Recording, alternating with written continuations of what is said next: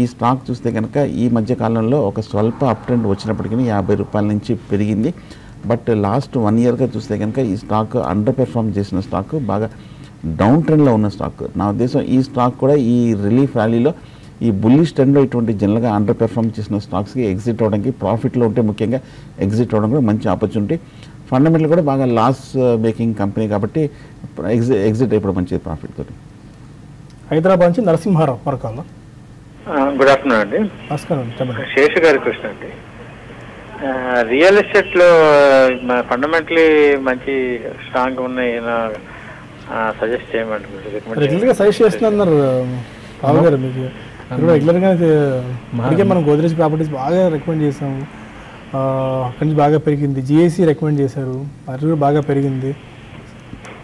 మొన్న కూడా మన షోలో కూడా మనం ఇదే షోలో కూడా చెప్పామండి. లాస్ట్ ట్రేడింగ్ షోలో గోద్రేజ్ ప్రాపర్టీస్ అప్పుడు ఇంకా పెరగలేదు. ఈరోజు తర్వాత అదే రోజు కూడా కొంచెం పెరిగింది. మీరు ఎందుకంటే ఒక ఉన్న వాటిలో చాలా ఉంటాయండి, మిగతా కూడా పెరగచ్చు. అయితే మనం కొంచెం డౌన్ సైడ్ రిస్క్ కూడా చూసుకోవాలి. గోద్రేజ్ ప్రాపర్టీస్ని ఈవెన్ మీరు ఇప్పుడు కరెంట్ లెవెల్స్లో కూడా మీరు బయింగ్ స్టార్ట్ చేయొచ్చు. స్లోగా ఇంకా పెరిగే అవకాశాలు ఉన్నాయండి. ఇప్పుడే జస్ట్ బిగినింగ్ మాత్రమే, అంటే ఒక 10-15